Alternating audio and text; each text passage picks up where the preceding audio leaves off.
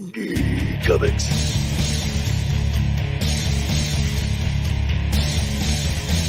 Indie Comics.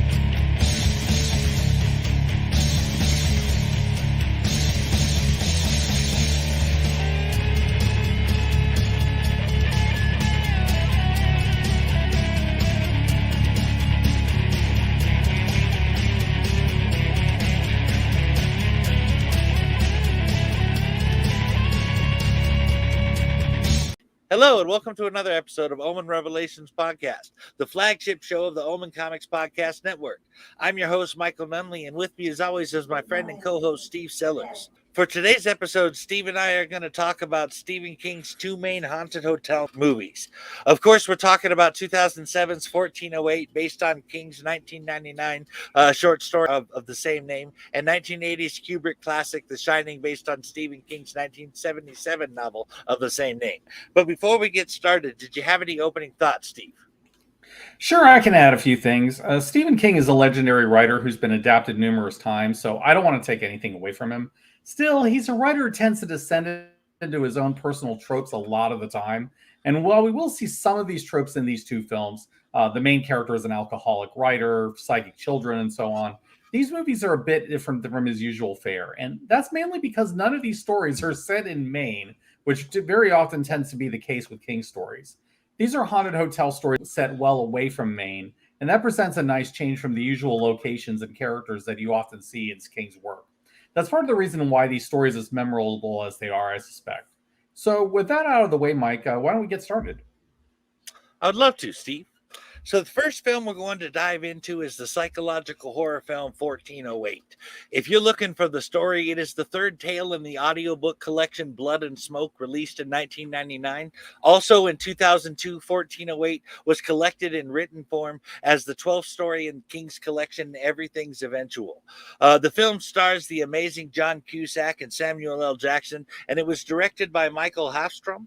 Now, I know that Steve and I are going to have a lot to say about this one, but did you have anything you wanted to say to start us off, Steve? We've only just begun. Seriously, though, this was a film that was not on my radar until I was turned on to it by our good friend and DM, David Nemesis Howard. Nem is a guy who knows his horror, and if you want more of his insight into the genre, he co-hosts the Countless Corpses podcast with Mike. Check it out. Definitely check those episodes out. Anyway, at the time that this movie came out, I wasn't that into horror, so it just kind of passed me by. Anyway, 1408 came as a film that Nem and I decided that we should discuss on another show around last year, so I finally gave it a look.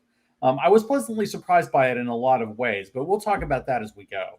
So, Mike, why don't we talk about what 1408 is and who our main character is? Sounds like a great idea. Mike Enslin is a nonfiction writer that works on a series of books entitled 10 Nights and 10 Haunted various things, where he goes to supposedly haunted locations like haunted houses, graveyards, and haunted castles. His latest project is 10 Haunted Hotels. His books are bestsellers, despite Mr. Olin telling him that they aren't any bargain bin at the bookstores in the film.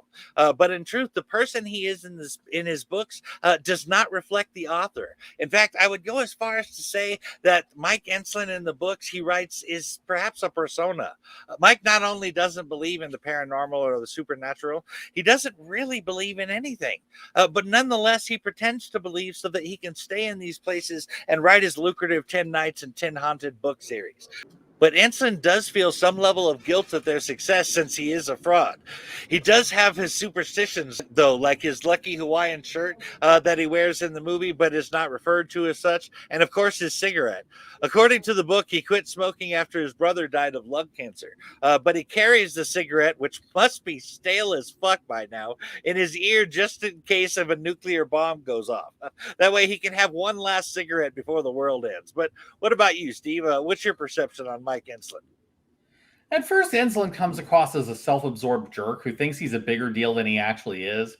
He's abrasive, he's cynical to the extreme, and he comes across as pretty arrogant in the early scenes of the film. He's not a particularly likable character early on, but that's the point. As the film goes on and the story confronts Enslin with his past, we start to see him grow out of that. We also understand why Enslin is like this, especially with the loss of his daughter and the way that his family broke apart. He's a man who's been beaten down by life, and he channels his pain and his grief into these haunted hotel books. Ostensibly, he's trying to debunk the supernatural, but what I think he's really doing is tearing down other people's faith to cope with his own personal trauma. He's a messed up guy, but it takes his journey to a literal hellscape to help him find closure. That makes Enslin a more interesting and sympathetic character to me, and I ended up caring a lot about him a lot more by the end. Hmm. I had not really considered the angle of wanting to tear down the faith of others to help him cope with the loss of his daughter and his family. I mean, basically, if others can be forced to see things like he does, he will be less alone and convinced of how right he is about God. I'm reminded of Mike Enslin's line, what kind of God would do this to a little girl? The answer, at least according to Mike Enslin, is that only an evil God would do that. Either that or there is no God at all. But you're right. Mike does come off a bit like a conceited jerk in the beginning. By the end, I was definitely on Team Mike, though. But what do you say we start talking about the writing a little bit, Steve? Sure. Stephen King tends to find influences for stories just about everywhere, and he tends to do his research pretty noticeably. We see that pretty clearly in the case of 1408. The initial story inspiration for 1408 came from a collection of real-life news stories about world-renowned parapsychologist Christopher Chacon's investigation of the most notoriously haunted hotel rooms in the world. In the U.S. alone, Chacon has investigated hundreds of haunted hotels from New York City to San Francisco, such as the Cecil Hotel in Los Angeles, Battery Carriage House in South Carolina, the Myrtles Plantation in Louisiana, and the Hotel del Coronado in California. But the one we'll be talking about is a hotel in the San Antonio area, the Emily Morgan Hotel, and it's right along the Riverwalk if you've ever been there. Due to alleged paranormal activity, the Emily Morgan Hotel sealed one of their rooms, and conveniently, it was room 1408.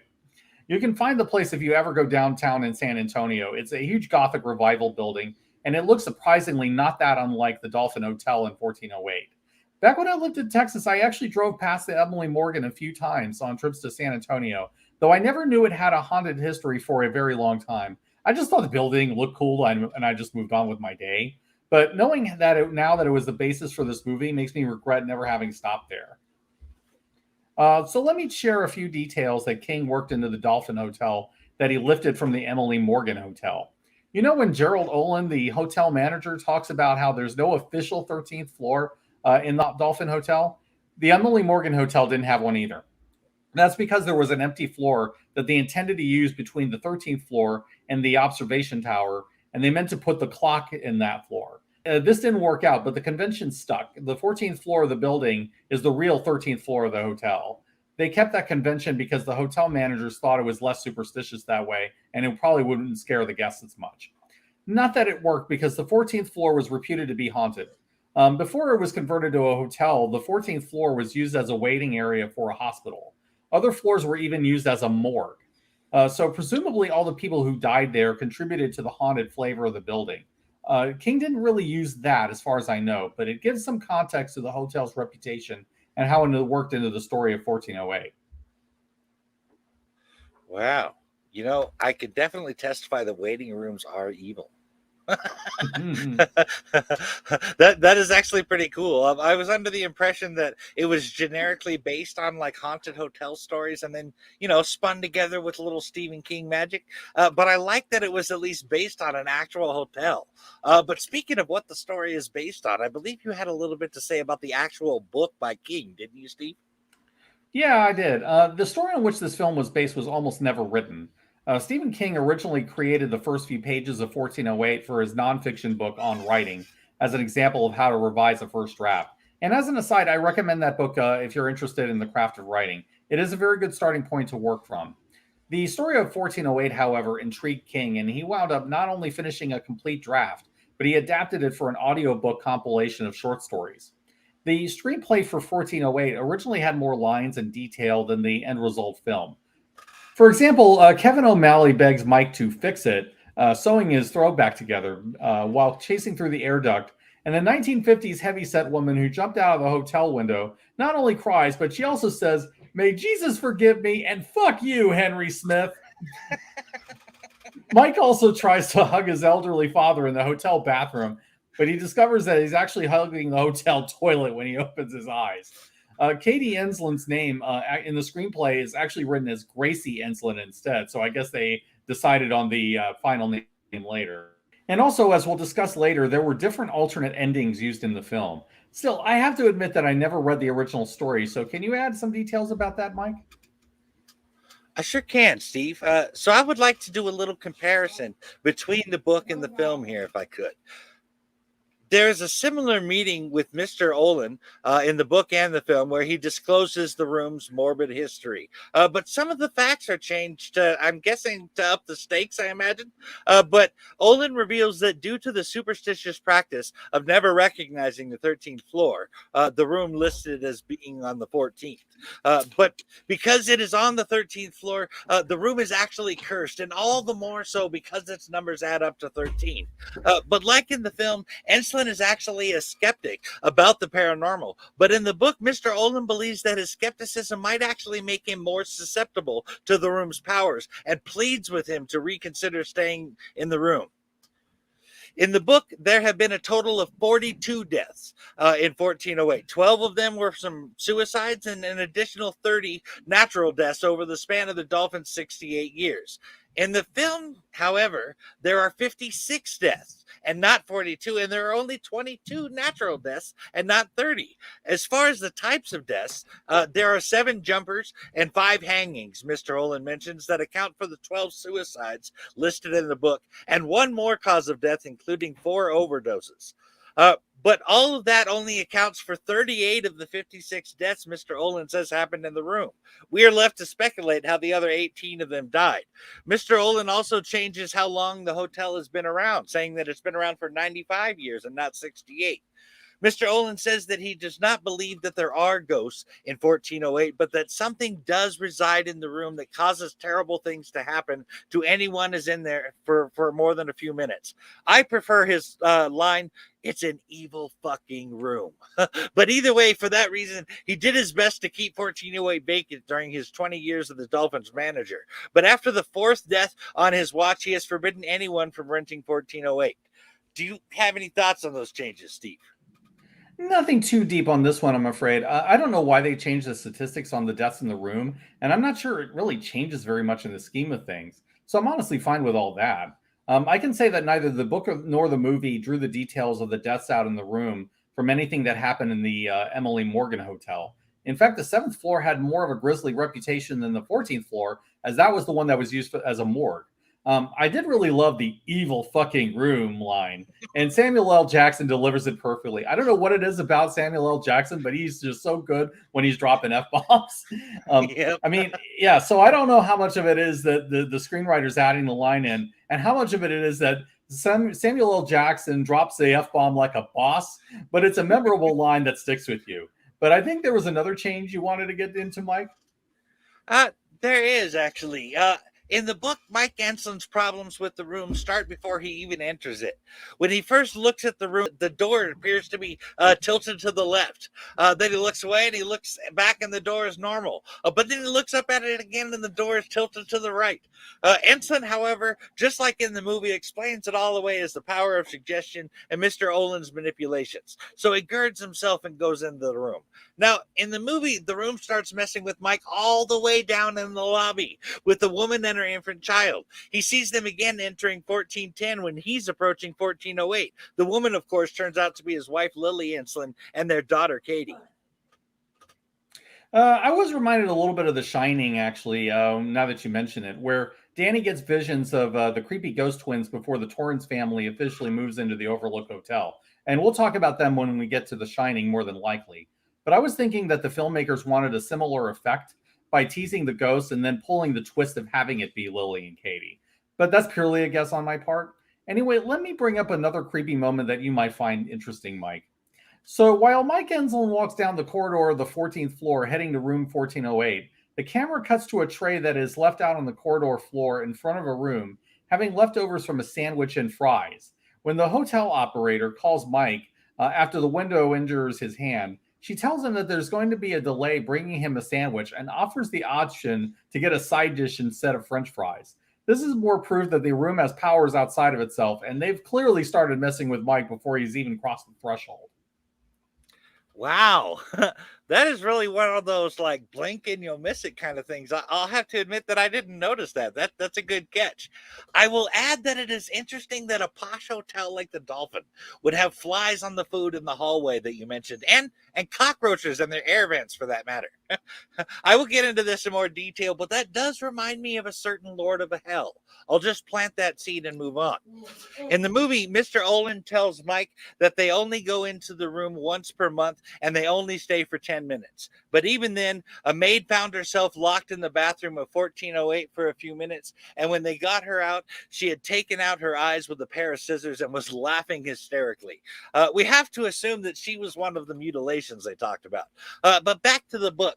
Mike spends 70 minutes checking out the room and recording the experience on his tape recorder, and right away he starts seeing things. It seems like there was a much shorter time in the movie checking out things, and while he does start to see things, it is not until later that it gets as severe as it does in the book.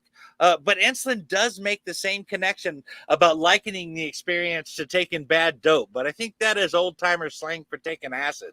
Like Enslin says in the movie, he dosed me.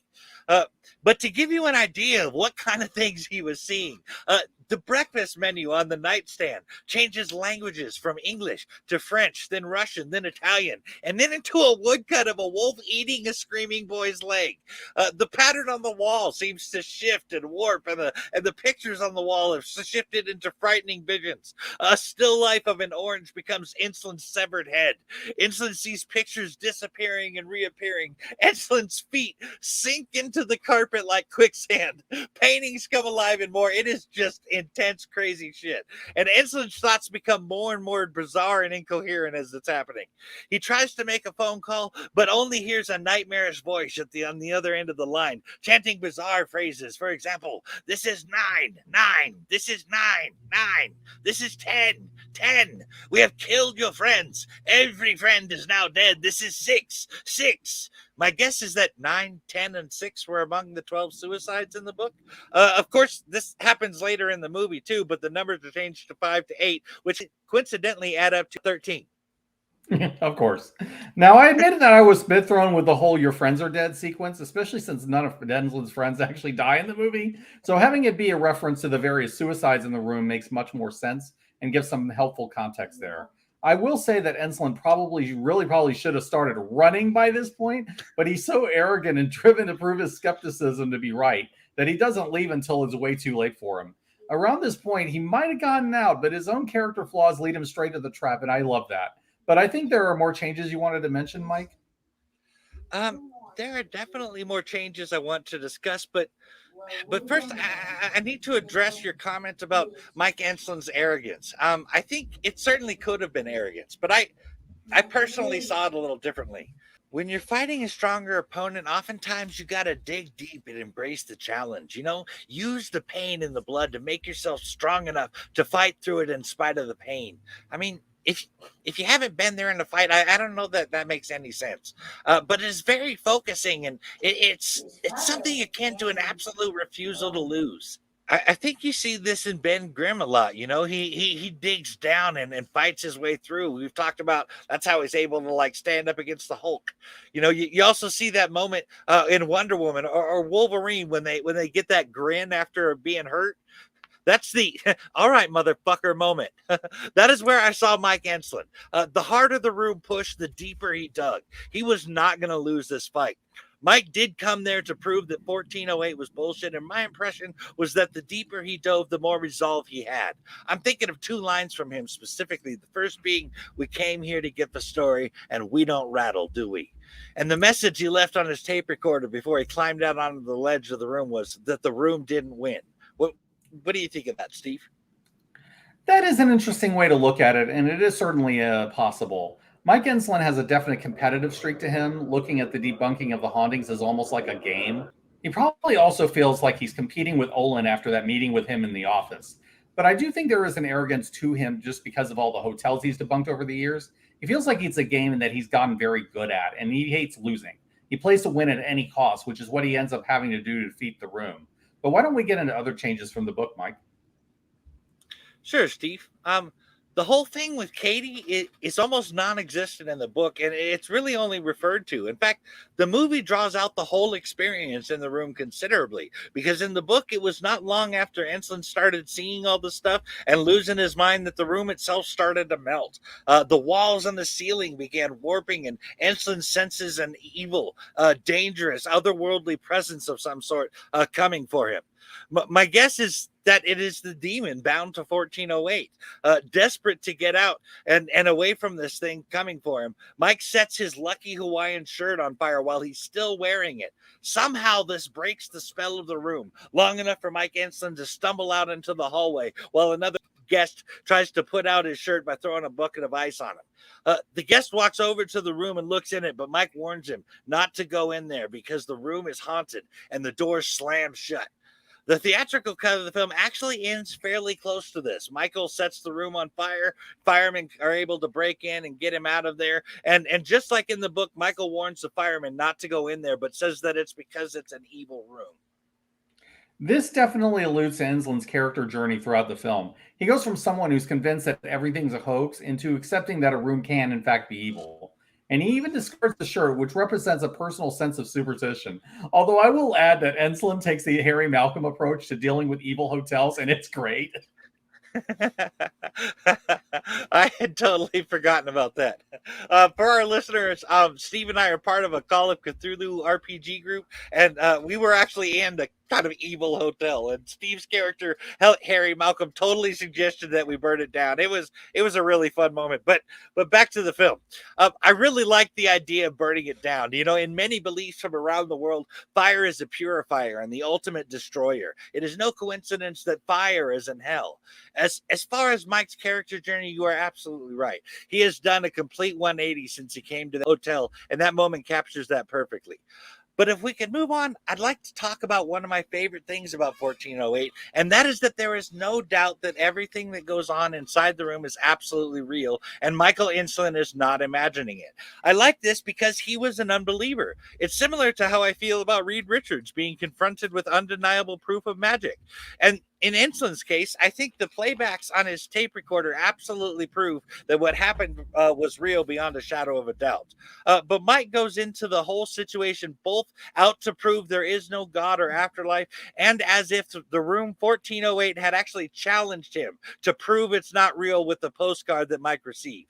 Do not enter 1408, or at least that's the theory I like. Basically, because Mr. Olin had forbidden customers from renting the room became desperate for a victim and sent out the postcard. The other theory that I think actually makes less sense, but it could work, is that after 20 years and 4 deaths, Mr.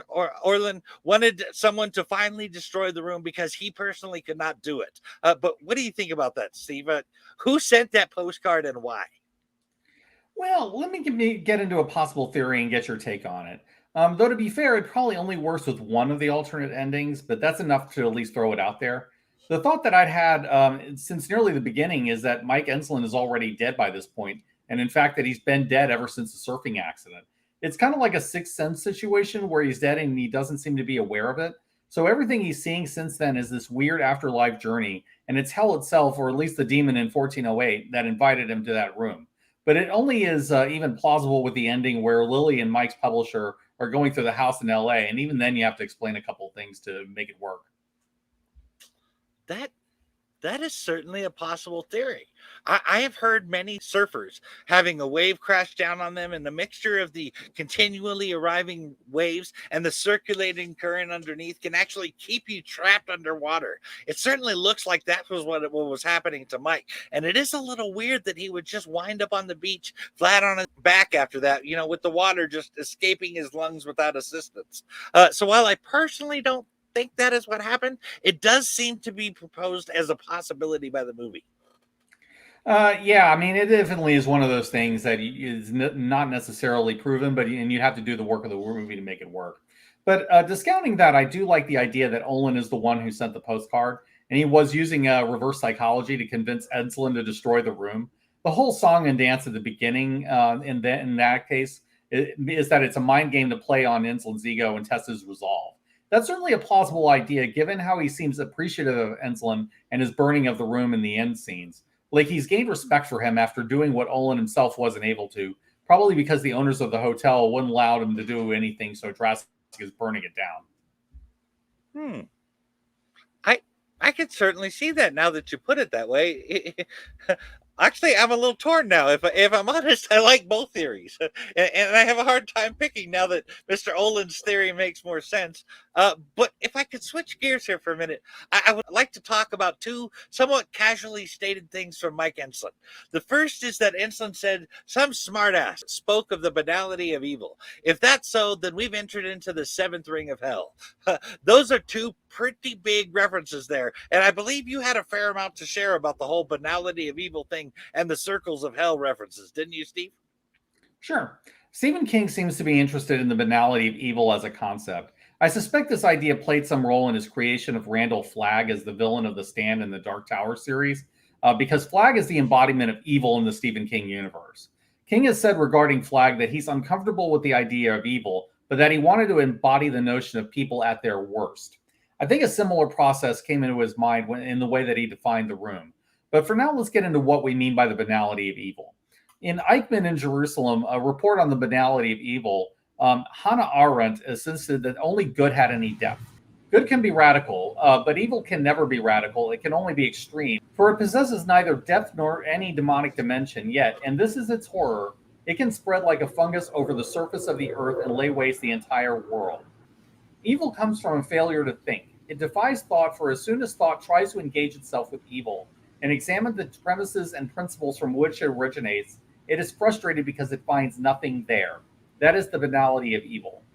Stephen King seems to regard evil as the horrible things that people do each other without thought or caring, so that seems to fit into Hannah Arendt's thoughts there. We see this in The Shining as well, where Jack hurts his son in a thoughtless way because he was consumed with blind, reasoning anger about something that Danny had done. To bring it back to 1408, I think he was saying that the paintings on the wall were completely unoriginal and were even painted the same way as it is always done, completely unoriginal and uninspiring, though one of the paintings did have an air of menace to it. As he didn't like the paintings, I'm guessing that that's why he chose the banality of evil reference. I have to assume then that the particular reference was a joke on Eslin's part, and he didn't know yet just how evil the paintings could be at that point. But that all leads interestingly into the seventh circle of hell comment. Early in his stay in the haunted room, Mike Enslin humorously compares it to the seventh circle of hell.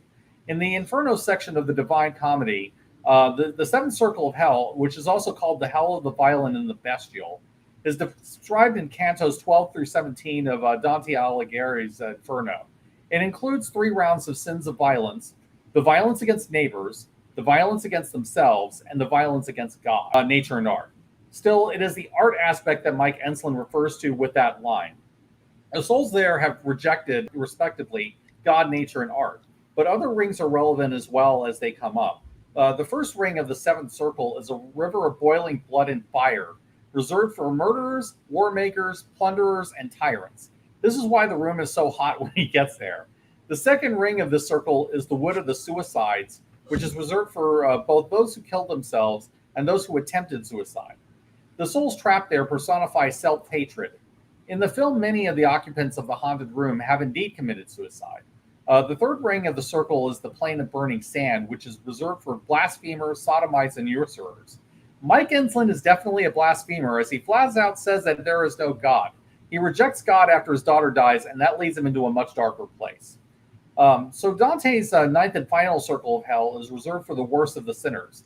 In this last circle, at the very center of the Inferno, Dante plays as those guilty of treachery and betrayal towards loved ones, close friends, country, and their masters.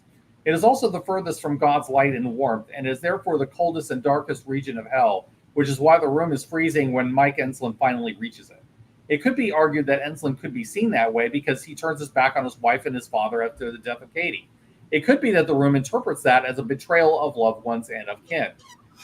Enslin is later able to reconcile that, and the room becomes warmer after he does so, but at that moment he is far from God's warmth. Wow. That's pretty interesting. You know, Mike was definitely someone who hated himself. He hated himself as a father, a husband, a man, and a writer. While it does not show it, I would not be surprised if Mike had at least attempted suicide. In the director's cut, he actually does commit suicide when he burns the room down. So the wood of suicides is definitely appropriate and might even be some foreshadowing, depending on which version of the film you watch. But I will talk more about that later. I hadn't considered it before, but according to Yeshua, there is but one unforgivable sin, the blasphemy of the Holy Spirit, which is what Mike Enslin did by both denying God's existence and rejecting his offer of salvation. It would seem that the plain of burning sands was quite appropriate as well. Yeah, I'd agree with that. And it's not just that he denied the existence of God, but that he tried to actively destroy the faith of others to assuage his own pain. That's a special kind of blasphemy, and at least in Dante's cosmology, deserving of a sentence to the plane of burning sands. That does make it worse, and certainly guarantees the planes. So I can get behind that. But I would like to comment a little bit on the second ring of the seventh circle there. Mr. Olin says that nobody has ever lasted longer than an hour in the room, 1408. We found out watching the room that everything Enslin went through only took an hour, and he had the choice to kill himself or relive that hour over and over again for eternity. The same choice all of the other guests were given, I'm assuming. I initially thought that this was merely meant that Mike would be checking out of there around 9 or 9:15 p.m. as the timer started around 8:07, I believe. But I realize now that there was a deeper element of terror there, and that time is almost irrelevant since that single hour would be repeated for eternity. We saw the people who committed suicide in 1408 reliving their hour over and over again while Mike was there. Granted, it's not exactly the same, but kind of like the second ring of the seventh circle that is reserved for those who have committed suicide. I noticed that even after the room was destroyed by fire, Mike was left behind at a place of his own suicide, done by burning down the room with him in it. But it does not appear to be a nightmare or a hellish place. And that makes me think three things. One, Mike's sacrifice freed the souls that were trapped in there. And two, this might be reaching a bit, but in the Divine Comedy, Dante goes through hell, and that is true. But then he also goes up to heaven at the end. Perhaps spending an eternity with his daughter was Mike's heaven. And number three, that the presence that was in the room is no longer there. I know that you think 1408 is hell itself, and there's certainly room for that theory on what we see in the film, and I'm not denying the validity of that at all. My theory is a bit of an offshoot of your theory, and that it is based on my belief that there was actually an evil entity, a dangerous presence possessing the room. Granted, this is heavily influenced by the short story by Stephen King and not necessarily the film. But my theory is that the room is connected to hell via the gates of hell, and that there is a demon or otherwise evil entity that opens up the various gates of hell depending on who comes into the room. There is a belief that there is a different gate for each set of mythological or religious beliefs. It is believed by some that what you take with you in your heart will determine the state of your afterlife. So if you've committed evil in your life, then you will suffer that same evil being done to you throughout eternity. Likewise, if you entered into an afterlife with good in your heart, then your afterlife would be a heaven of sorts, full of happiness.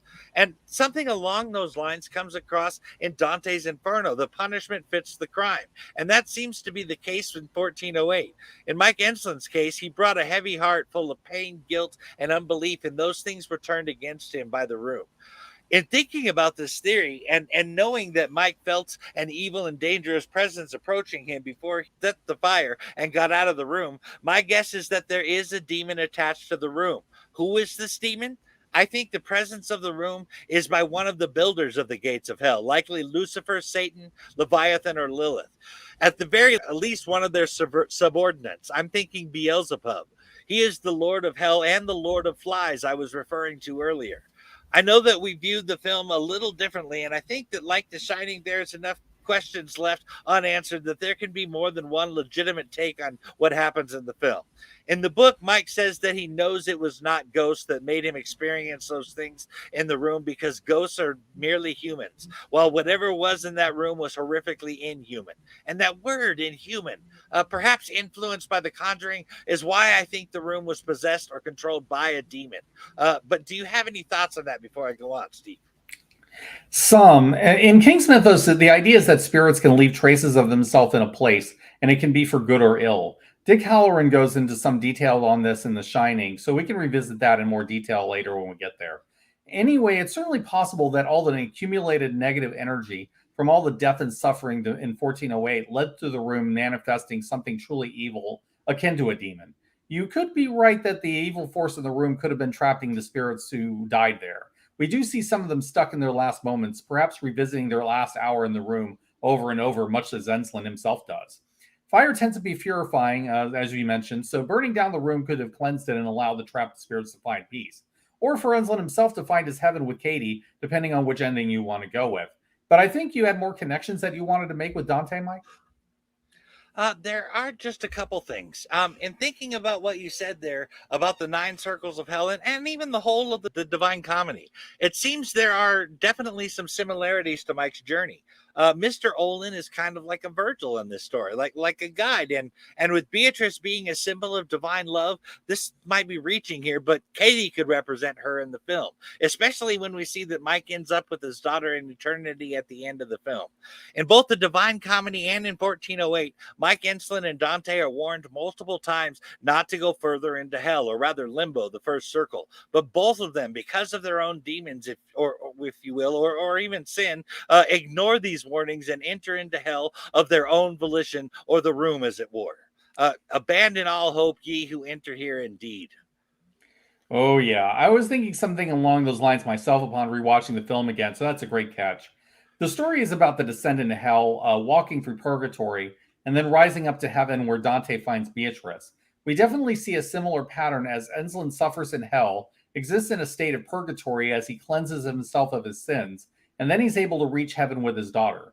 I agree that Katie is definitely the Beatrice figure, as she represents a pure form of love. And Olin could certainly be seen as a Virgil figure guiding him into the room. But to paraphrase Morpheus, he can only show Ensslin the door. He has to be the one who has to walk through it. So I think the parallels are there and they certainly fit. But I think you had something to bring up about the room. I do, and this is one of the harsher moments in the film, at least to me. The room cuts Mike off from the rest of the world early on, something the Torrances experience in the Overlook Motel in The Shining that we'll be discussing next. Even when he throws that lamp out, it disappears before it hits the ground, right around the same place midway down the replay ghosts disappear. Then when he tries to go out the window and get to the room 1410, he finds that the room has been separated from the rest of the hotel. This is, of course, hammered in by the map of the hotel turning completely black except for his room. He tries to reach out to his wife via the internet, and she is cut off from him. Then he goes through the ducts in the ceiling and has to relive all the times he walked away when he should have stayed, and how he let his guilt and grief destroy not just his life, but also seriously hurt those that he loved, leaving him a faceless and morose man who believes in nothing. Then, despite having rejected the idea that God could even exist because of what happened to his daughter, he finally reaches out for the Bible saying, "You win. I'm finally going to reach out to you." And when he opens it up, all of the pages are blank.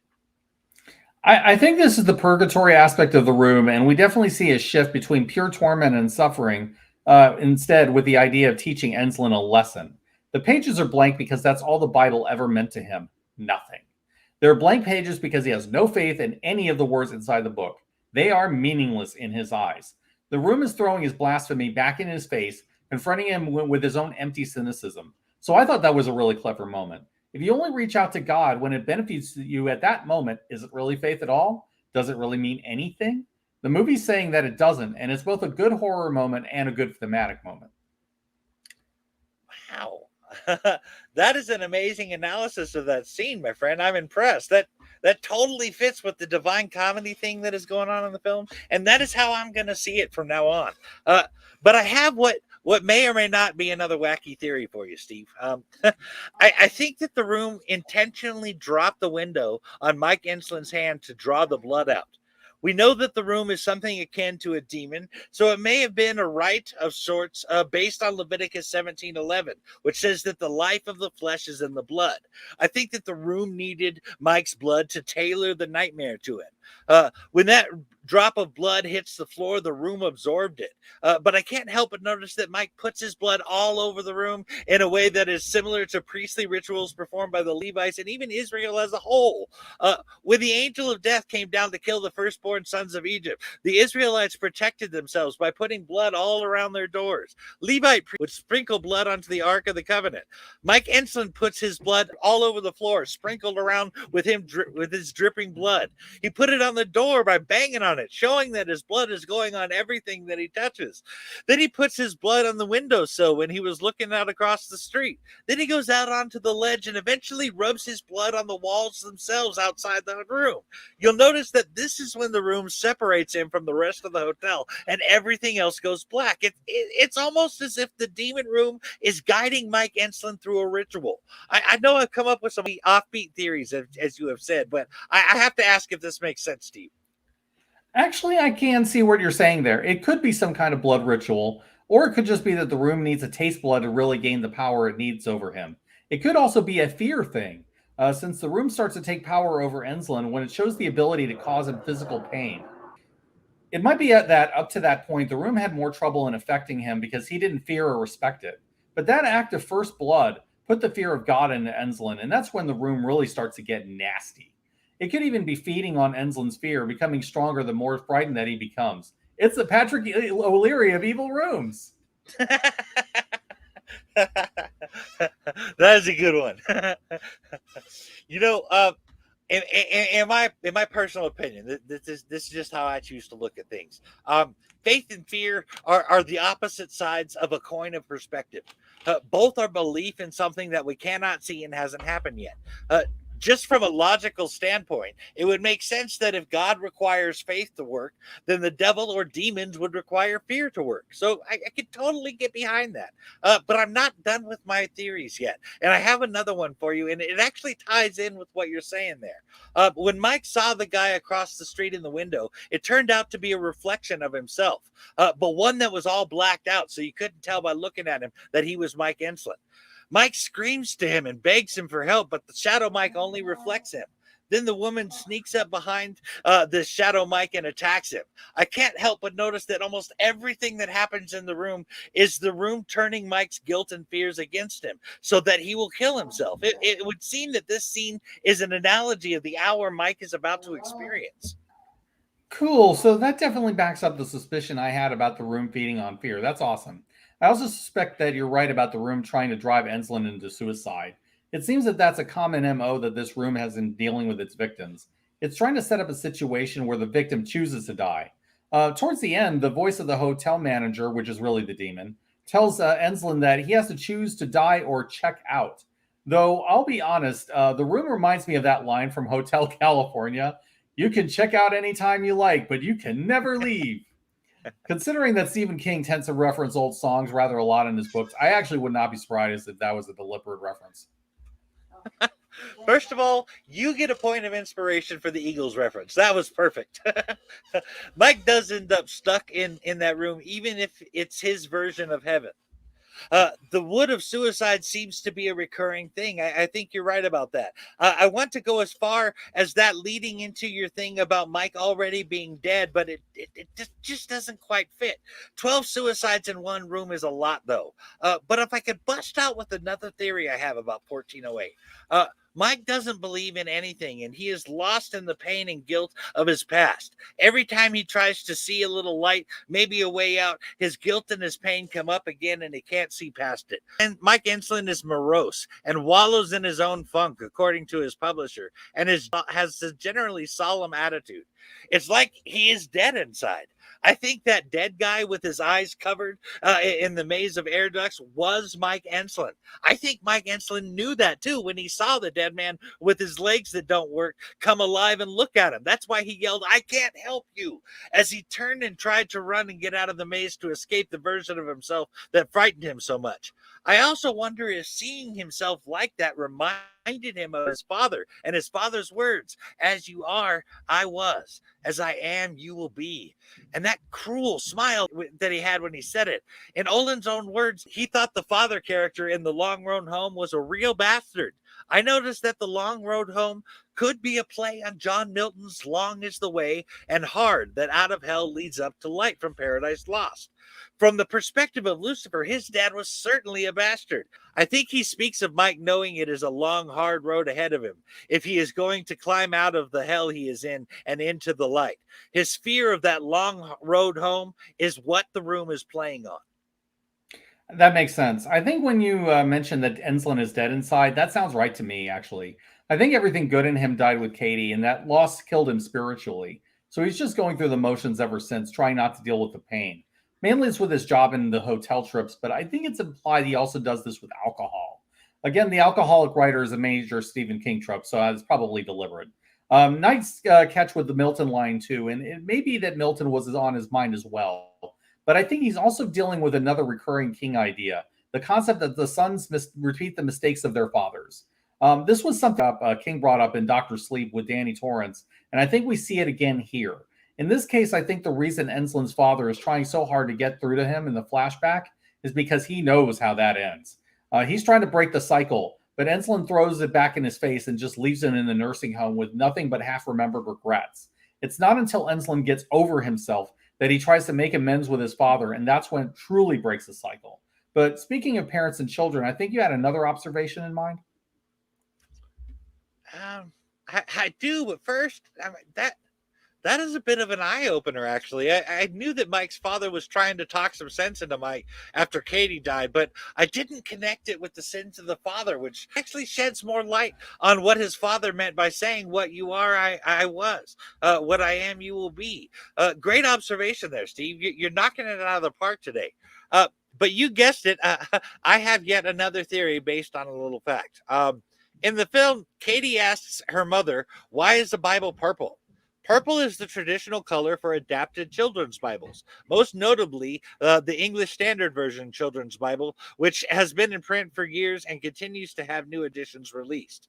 There is no specific reason why this color was chosen for the children's Bibles. However, it is worth noting that the Bible they had was a children's Bible, meaning the faith, the hope, the light they were attempting to instill in Katie was solely for Katie.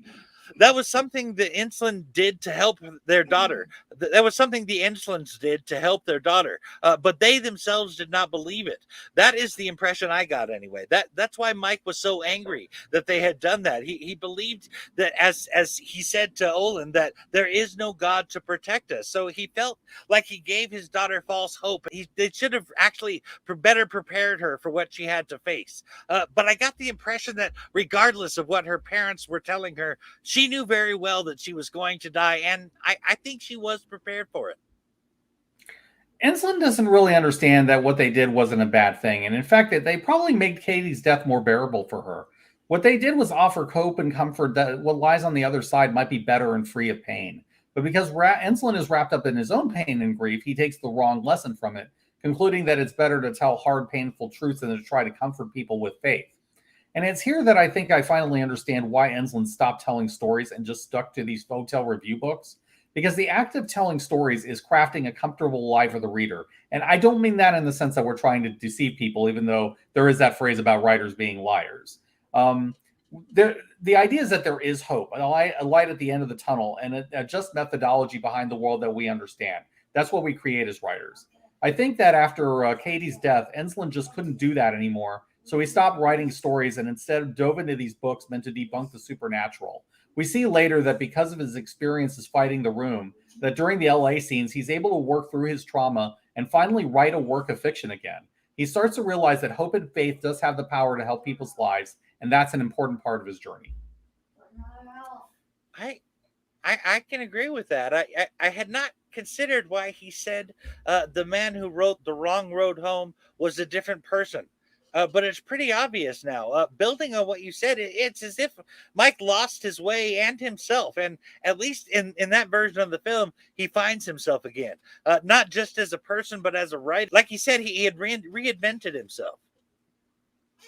Yeah, right. It's definitely the story of a man reclaiming and rediscovering a part of himself that he had lost. But it's also the story that resonates deeply because it hits this powerful emotional chord.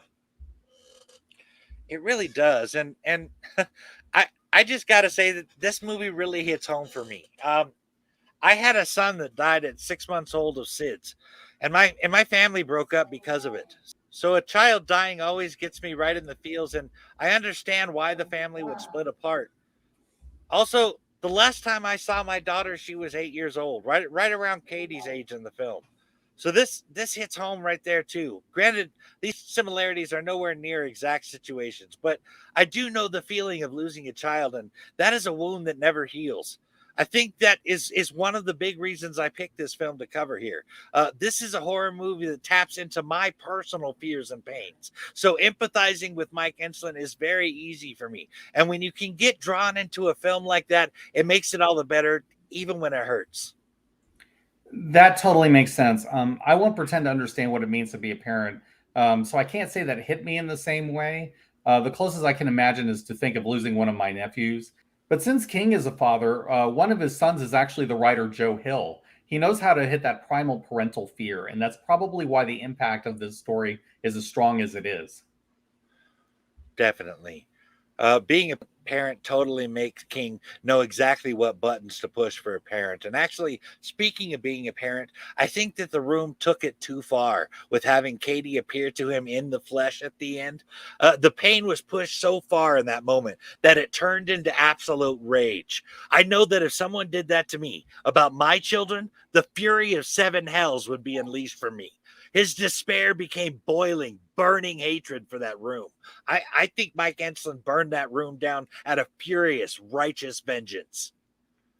Understandably so. I will say that I wasn't certain if that really was the spirit of Katie or if it was a memory that the room plucked out of his head. But either way, I agree that the room overplayed its hand on that one.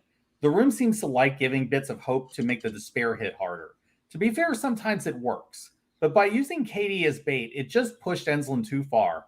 Enslin just stopped caring if he lived or died, and he may even have hoped that he'd see the real Katie in the afterlife. I think that's probably true of at least one of the endings, but we'll get into that before long, I'm sure. That we will, Steve. But to switch gears here to a less depressing note, I think we should discuss the number 13 in this film, as it is a regularly occurring number throughout the film. Now, as far as the real world goes, it is only superstition that claims 13 is an evil or unlucky number. But superstition or not, there is a medical condition called cadicophobia that is the fear of the number 13. People with this condition attempt to avoid bad luck by avoiding anything labeled or numbered 13. As a result of this condition, there are companies and manufacturers that go out of their way not to use the number. And that is why you get buildings that don't have a 13th floor, much like the Dolphin. But there are several cultures that actually consider 13 a lucky number. But we're going to focus on the bad stuff here. The end of the Mayan calendar's 13 Baktun was believed to be the harbinger of the apocalypse craze of 2012 when the Baktu ended. Because there were 13 people at the Last Supper, including Yeshua, and Judas Iscariot is considered to be the 13th one who sat at the table, it is also considered unlucky to have 13 guests at a table. Friday the 13th has been considered an unlucky day since Friday the 13th of October in 1307, when King Philip IV of France ordered the arrest of the Knights Templar, and most of the knights were tortured and killed. They literally went around from city to city and dragged them out. Really, it could be all of these things or none of them. According to my research, there is no definitive source for the number 13 being evil or unlucky. The point should be, though, that for the sake of this film, 13 is an evil fucking number, if I may paraphrase Mr. Olin. You will also note that the writer of The Shining threw in a 13 with the height of the walls on the maze. Yeah, and I will throw this out for you. John Cusack was in a movie that referenced the Mayan apocalypse 2012. So just kind of throwing it out there. Anyway, 13 is a number that has significance for sure. And I think you went over it pretty well. And like you said, this is the reason why there's no 13th floor in the Dolphin Hotel, which again was influenced by the Emily Morgan Hotel's decision not to invite superstition by using that number. But I think you had more to add on that. There is a bit more about that, actually. There are many references to the number 13 that I have been able to track down. Number one is the name Michael Enslin. It has 13 letters in it. And the Dolphin Hotel is at 2254 Lexington in New York. And 2254 equals 13. The room itself is on the 13th floor, and 1408 adds up to 13. Kevin O'Malley committed suicide in the room by slashing his own throat back in 1912, and 1912 equals 13. The room's key has 6214 etched into it, and that equals 13. The post office worker mentions 148 to the person he's getting the mail for, which adds up to 13. And to double down on that moment, he says that in exactly 1 hour, 22 minutes, and 35 seconds, which also adds up to 13. There are more, and I invite you to track them down. It will baffle you how many times it comes up. But I will end with this. The room's thermostat model is written on the lower right, and it says SUK 3073, and 3073 equals 13 too. What are your thoughts on all of that 13 stuff, Steve? Well, before I answer it, I just want to add one more 1408 reference. When Enslin wakes up on the beach in LA, the plane flying overhead has a flag trailing behind it that reads, "One low fee, 1408." Numbers are carefully dropped throughout the film, as we've shown, and I think they managed to do it very discreetly and cleverly. You never really notice them too closely on a first watch, but they do stand out when you rewatch it. And I think that's consistent with a Stephen King experience. King has said that he likes to reward the rereading of his books, and that was something that he took away from Lord of the Flies, a book that he enjoyed when he was younger. And apparently that's true of this film as well.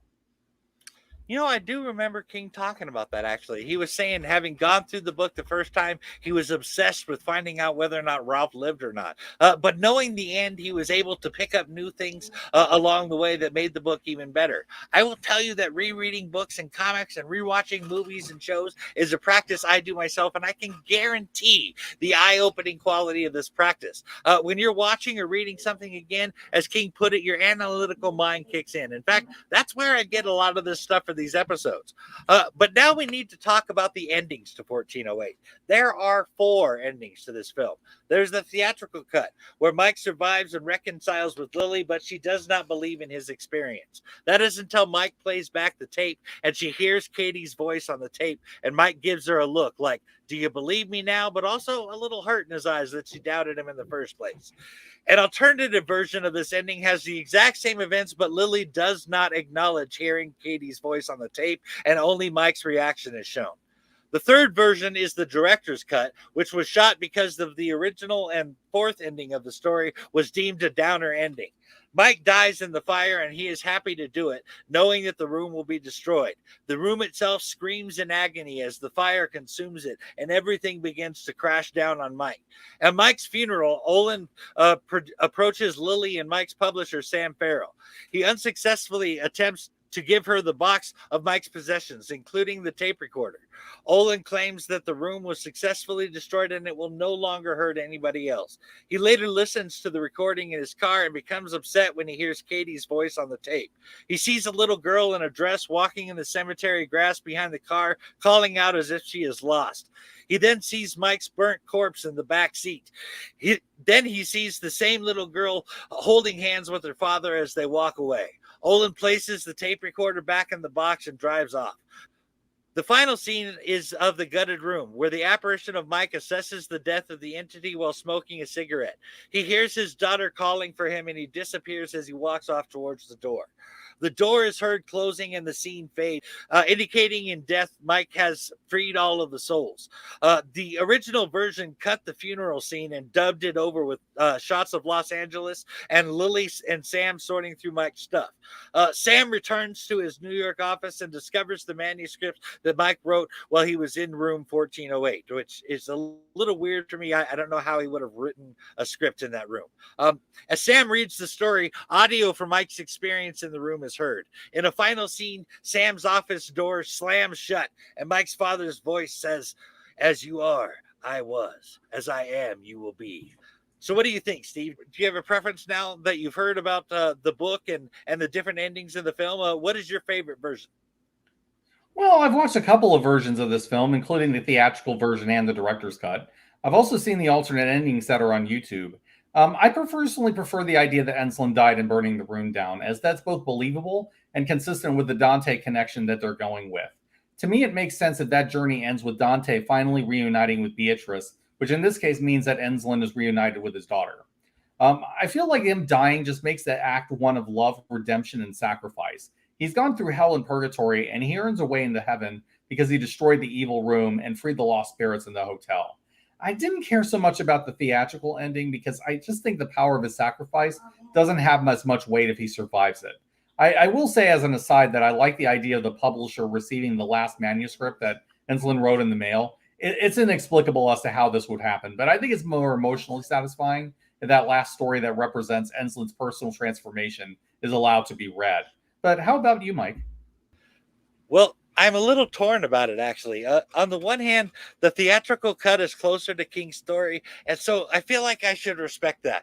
At the same time, I totally agree with you. I think Mike definitely needed to die in the hotel. But I tend to believe, as I mentioned earlier, that Mike burned it down out of hatred for the room. But in that hate, I can see a bit of a hope you're talking about with him seeing Katie in the afterlife.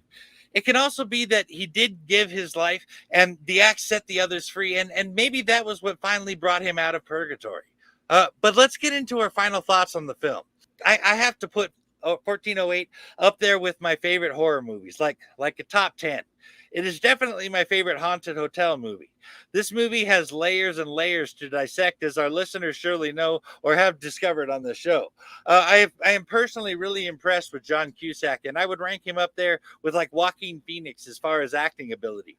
In fact, Cusack and Phoenix have a very similar style. Well, they will do an entirely different performance on each take. Not to mention that he has been in a variety of different roles. That dude has some serious range. But what about you, Steve? What are your final thoughts on 1408? I think the 1408 is a really good psychological horror, which is my favorite kind. The story reaches into the main character's head, calls him out on all of his flaws, trying to break him. But instead, he learns from his mistakes and all of the wrong he's done. He works through his trauma, and he's able to use it to make a great heroic sacrifice. I really dig stories like that, and I think that both John Cusack and Samuel L. Jackson are both really great in this film. I'll also make a side note that We've Only Just Begun is an interesting song to use in 1408. One of my favorite films is In the Mouth of Madness by John Carpenter, which we've discussed in a previous episode. But the interesting thing to bring up here is that movie is inspired very loosely by Stephen King. Sutter Kane is based in part on King. Also, King is a good friend of John Carpenter, who adapted his novel Christine. So I honestly would not be surprised if the filmmakers were aware of that, or if King himself planted the song in the book. I just find it really cool that King and Carpenter connected the use of that one song. And the song was made by a band called The Carpenters, which In the Mouth of Madness makes a joking reference at. Not the Carpenters, indeed. That is pretty cool. And actually, I hope it was on purpose. That would be awesome. But we still have a whole other movie to talk about. So it's about time we switch over to our next film. I found a couple of references to The Shining in 1408, believe it or not. So I thought that might make a perfect bridge. One of the first victims in the room was named Grady. Charles and Delbert Grady were caretakers of the Overlook Hotel in The Shining back in the 70s before Jack and his family arrived there. Granted, Grady Miller in 1408 drowned in a bowl of his own chicken soup, but I think the name reference is solid. The Shining is also another story written by Stephen King that takes place in a hotel. There's more references to the movie as well. I think that when Ensign asked, where are the rivers of blood about the room, that was definitely a reference to The Shining as well. Oh, yes, indeed, that was a Shining reference. 1408 does take cues from The Shining or make subtle references to it, like the instances that you mentioned. And like the Dolphin, the Overlook Hotel was based on a real haunted hotel, the Stanley Hotel in Estes Park, Colorado. In fact, they had to change one of the room numbers they used in the film to an unused number because they didn't want room 237 to be associated with the Stanley Hotel. That is funny. I mean, what would be wrong with people coming to their hotel for that reason? It could be a whole other means of revenue.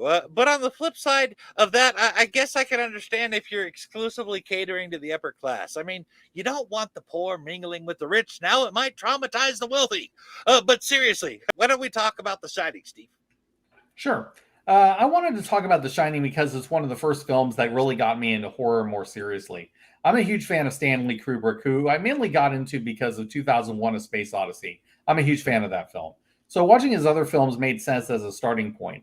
But The Shining is a film that I rewatch every so often. It's just an extremely well-shot film. The musical score is haunting, and Jack Nicholson's performance is iconic in this movie.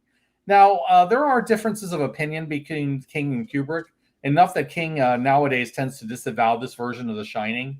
But personally, I really enjoy this movie for what it is, and there's an unsettling creep factor about this film that's hard to define and even harder to replicate. So let's start with the character of Danny Torrance. He's a character that gets fleshed out more in Doctor Sleep, the sequel, where Danny is an adult and we see what he becomes.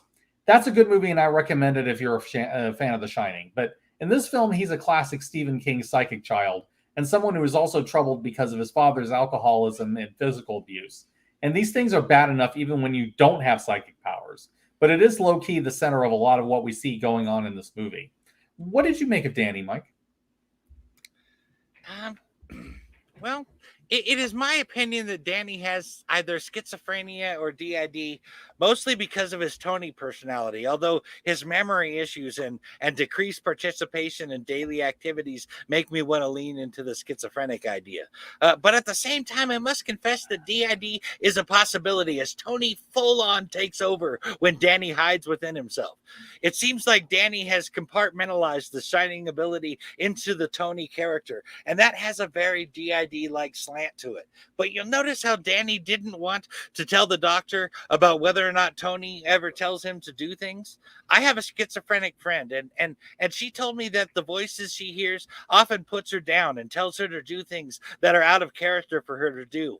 Anyway, that is a vibe that I picked up from Danny in that scene. My friend often doesn't want to talk about the voices she hears and the things she sees. She does so to avoid the stigmas of being labeled insane. Once that label is put on you, anything you say or do is just immediately disregarded as nonsense, no matter how real it is for you. It scares me to think that back in 1980s, things like auto-hypnosis were the prevailing theories about these mental health issues. But at the same time, there is some element to it that is just a kid trying to make sense of his abilities and using his imagination to fill in the rest. I think like Tony being a boy that lives in his mouth and hides in his stomach. That totally sounds like something a little kid would make up. I can totally see why you'd think that. And I did have moments where I wondered if DID was a problem myself, especially after spending a couple of episodes talking about Moon Knight. There are valid reasons to suspect that that may have happened. Childhood abuse and trauma is often involved with the onset of DID, and Danny was a victim of his father's drunken rages. Also, an interesting fact, Anthony is Danny's middle name, so Tony would make sense as the name of an alter. So it is possible that Tony could be an alter that Danny created to process his internal trauma. At the same time, I'm not certain it's quite that simple. Danny does have psychic abilities, and it could be possible that Tony is some kind of a spiritual guide for Danny. It's entirely possible that Tony is a real being that is separate from Danny with complete autonomy, who is posing as an imaginary friend. Or it could be a mundane thing based on a child's imagination as a way of coping with a power that he hasn't fully learned to understand or control. It could be that the reason Danny decides to keep his power a secret is that he doesn't think that anyone would understand what he could do, or worse, write it off as a mental illness. It's hard to nail down how much of Danny's behavior is real world psychology at work and how much is Danny's power manifesting in a way that we don't fully grasp. You know, you make a good point, actually. It's quite possible that they didn't even have psychology in mind at all. If it was, it might have been just loosely based. That Danny is a kid struggling to make sense of his abilities seems to fit the story better, save for but a couple of things. But I will get into those later. I have my doubts that the dislocation of Danny's shoulder by his father when he was drunk caused a split in Danny's identity. That just doesn't fit with the disorder. But I think this is filled out a bit more in the 1977 novel and might suggest both spousal and child abuse on the part of Jack.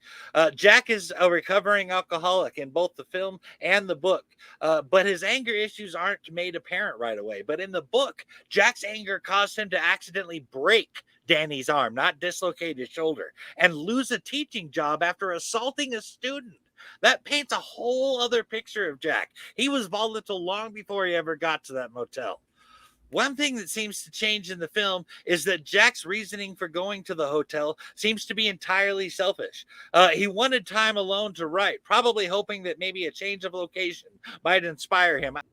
I don't know, but Jack didn't sound too convincing when he told his new boss that his wife and his son would enjoy the isolation or the locale. It really seemed like a secondary concern that was not very important. In fact, even when Danny's safety and health are involved, Jack blamed Wendy for making up the whole situation and says that he's not going to let her fuck up his chance to work. Not now when he's really into it.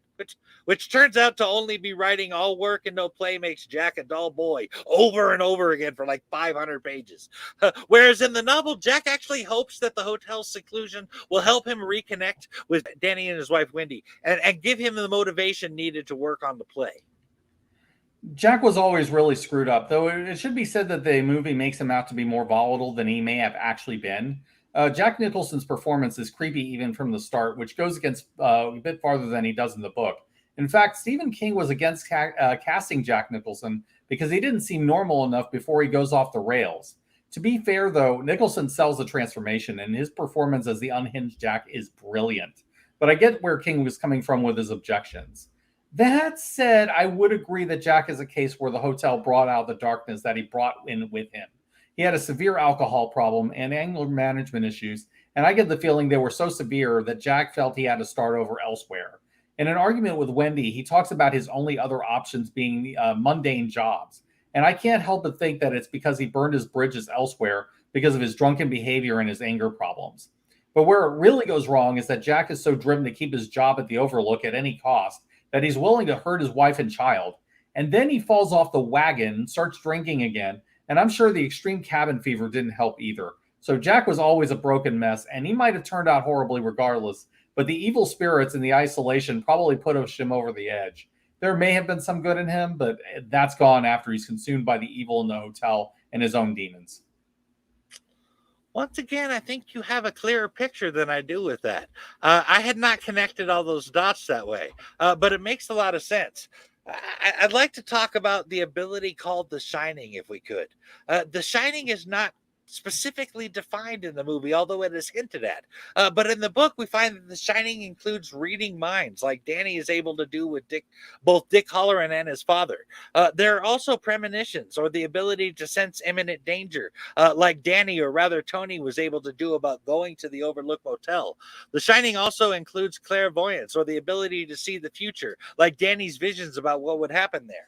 Both in the movie and in the book, Danny forms a bond with Dick Halloran, who also has the Shining.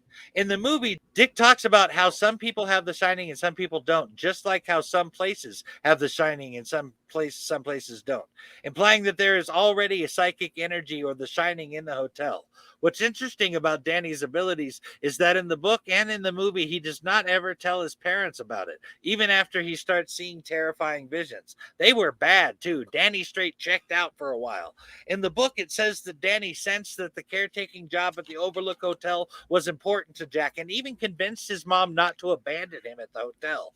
However, there is, as we discussed, a supernatural element to the hotel, and Danny soon realizes that his very presence there actually amplifies it by turning the echoes of the past already in the Overlook into very solid and dangerous threats. What's more is that the hotel is trying to possess Danny like a demon would, something also akin to 1408. The snowstorm totally isolates the family and cuts them off from the outside world. We see the answer to some of this in Doctor Sleep, where we see other people with the Shining. Different people have different abilities that manifest with the Shining, and it doesn't work for everyone the exact same way. As for Danny's decision not to tell his parents, honestly, I don't blame him, given that Jack definitely wouldn't have understood, and I'm not sure even Wendy would have been able to cope with it that easily. As it is, it's hard to be sure how much of Danny's behavior is childhood trauma, and how much of it is that he has a unique gift, and he could easily have been mislabeled. But as Dick Halloran says, the Overlook Hotel is a place of powerful negative energy because of the terrible things that people have left behind there. The film version also suggests that because the Overlook was built on a Native American burial ground, that it was already a place of negative spiritual energy, even before the hotel was built over it. The combination of Danny's power and the concentrated evil in the hotel in one place was bound to lead to bad outcomes. Wow. I was going to ask if that was like a Poltergeist thing, but The Shining came out 2 years before Poltergeist. So I guess Poltergeist might have done a Shining thing. In the book, the hotel has an actual spirit of evil possessing it, or something like that. The book refers to it as the hotel did this or the hotel did that. So I think the hotel really was the amalgamation of a few types of evil. But when the hotel cannot possess Danny, who wants it for his abilities, it goes after Jack in the book. Whereas in the movie, the hotel was after Jack from day one. And that actually leads into a theory I have come across. But let me preface this with a quote from the guy who made the movie. In an interview, Stanley Kubrick said that the photograph suggests Jack was the reincarnation of an earlier official at the hotel.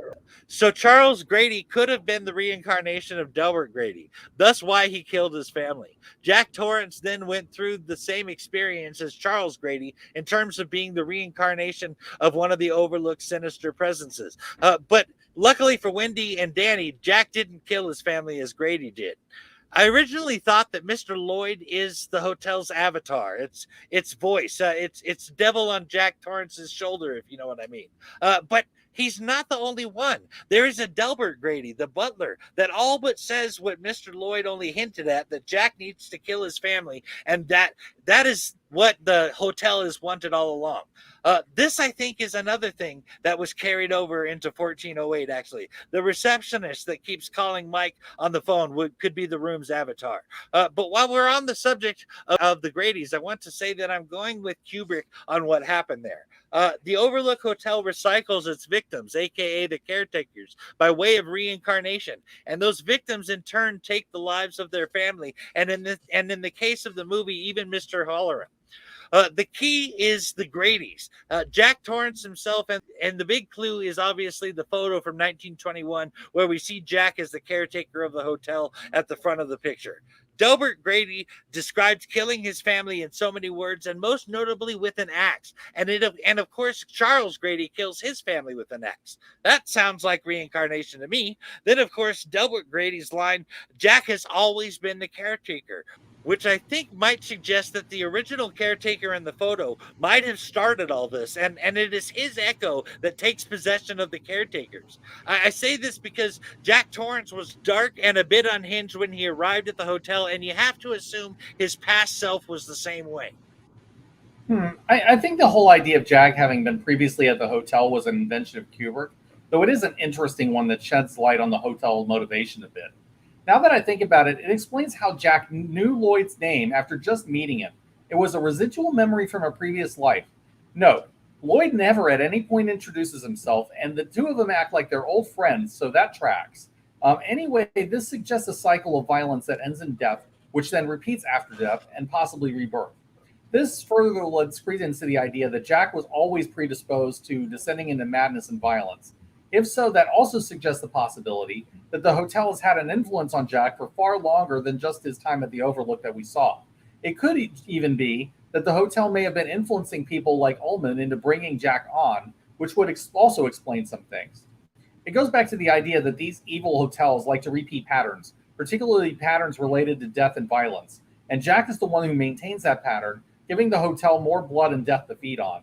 So he is the caretaker, just not in watching over the place, but also feeding the evil in the hotel. You know, that is a very cool way to look at it. And at least for me, makes me want to choose that it was the hotel that sent the postcard in 1408. So that we're clear on that now. I like this idea, and I think the correlation makes it fun for me. But I want to talk about Jack for just a second. Jack seems to be having an enormous case of writer's block, and it would seem to me that he's trying to force his creativity, which, for me at least, is always a bad move. He doesn't seem to be beholden to a deadline from a publisher, so I'm not sure what all the frustration and anger is about. The one thing I can think of is that perhaps he is just frustrated because being a writer is not as easy and immediately lucrative as he may imagined in his mind. But that is from the perspective of a somewhat rational mind, and we know that Jack was being changed and corrupted by the evil hotel. Right. It could be that some of the problem was made worse by the cabin fever and the isolation. But still, yeah, that is hard to fathom. Usually, if I'm blocked, I work on something else. But in Jack's case, I think it goes back to his anger issues and his suppressed desire to drink again. King intended the story as a metaphor for alcoholism, and alcohol impairs the ability to think clearly. So it could have been related to that idea, though I'm not a hard drinker, so I can't say for sure if that's what King intended or not. Actually, I think that totally makes sense. In fact, it seems to shed some light on the all work and no play makes Jack a dull boy over and over again thing. Uh, Jack said he would give his soul for just a beer. He's talking about all of these responsibilities that he has, and I'm guessing that the play he was referring to was drinking. I'm definitely seeing the alcoholism theme here. Uh, but I do have a bit more to discuss as far as Jack Torrance is concerned, though.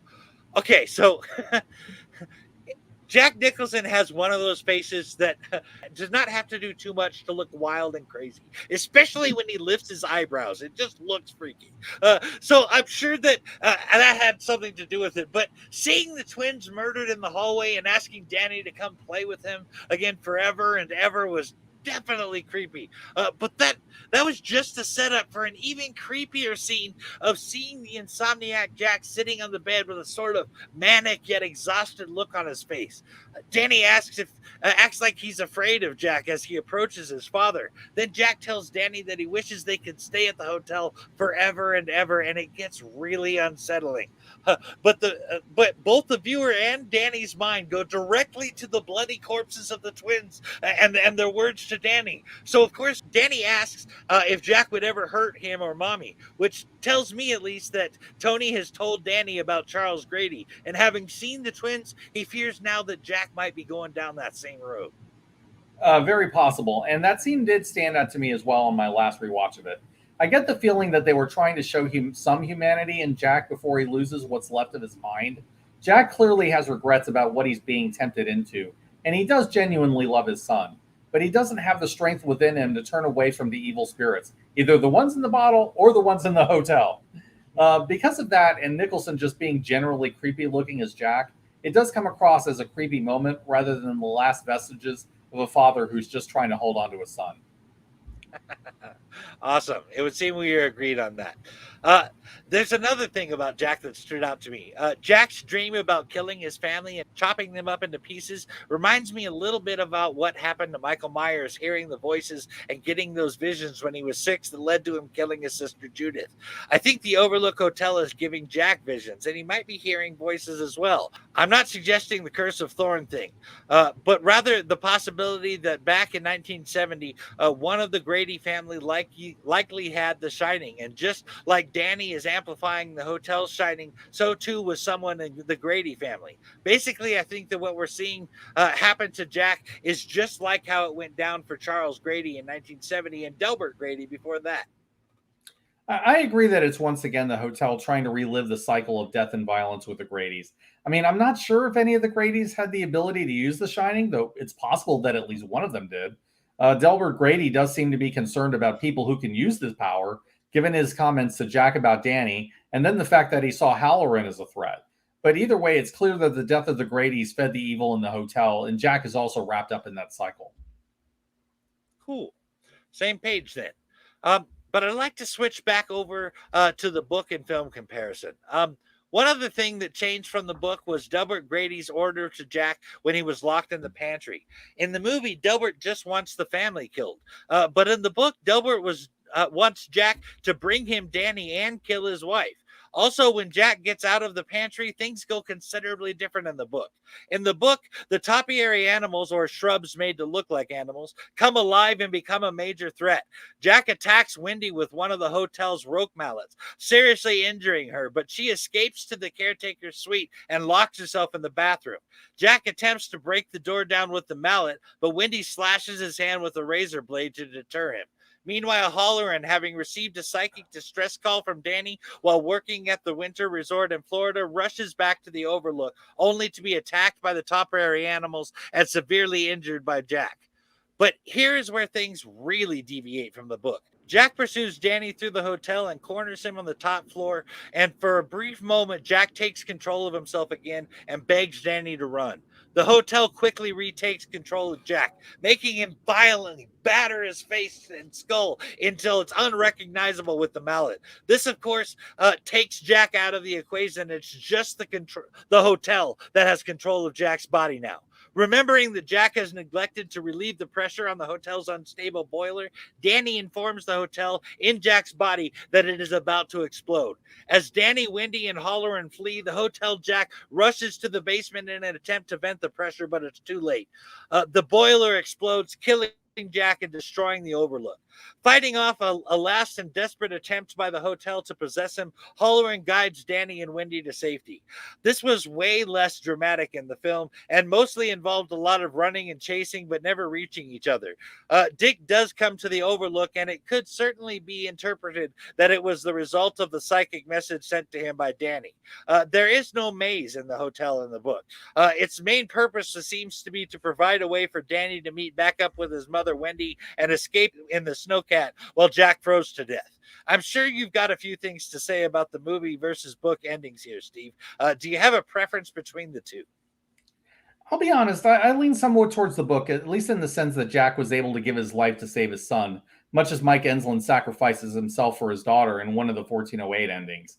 It shows that Jack is not doomed to go through this cycle again and again, and he can make the choice to save himself. I also didn't like Halloran dying the way he does in this movie. I felt like the death was there to make Jack more of a threat, but it wasn't a good way for Halloran to go out. I think he deserved better. At the same time, I do like the way the film plays out with Jack chasing Danny through the hedge maze. It's suspenseful and it works. I don't think either version is bad. I just think that the King's was a bit more satisfying. As an aside, some elements of this ending do come up in Dr. Sleep.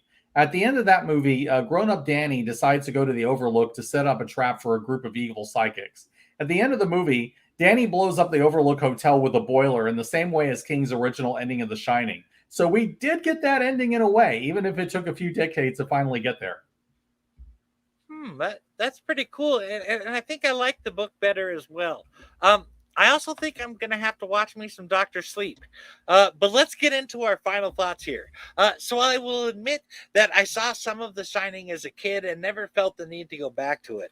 I remember thinking that it was so long, and honestly, that was a big reason why I never came back to the film. But after watching the film for this episode, I see now that I wasn't really old enough to absorb all the things that I was seeing, and therefore missed all of the nuance and layers. It's interesting, though, that King's two really big haunted hotel movies has so much depth to them. Even if things changed from the book, the layers stayed in there for the most part. I can't honestly say that The Shining is one that I need to own, but I'm really glad that I watched it a few times for this episode. How about you, Steve? Did you have any final thoughts on The Shining before we wrap up? The Shining is a horror classic, and I think it's worth watching even if it deviates from what King wrote. If nothing else, it is a beautiful film, and Kubrick really knows how to frame a scene. Some of the additions are interesting twists on the formula, but I do think that Kubrick kept enough of the core of the novel that it maintains its themes and characters decently well. There are some areas where the novel is probably still better, like Wendy's character or the ending of the film, but what Kubrick brings is a wonderful visual imagination and an unsettling vision of what this evil hotel is. It's a film that I have to come back to from time to time, especially around Halloween.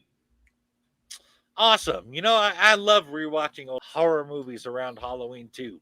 But that about wraps up our Stephen King's Haunted Hotels episode. I hope that you've had fun hanging out with us. I know that I've had a lot of fun digging into these films with Steve.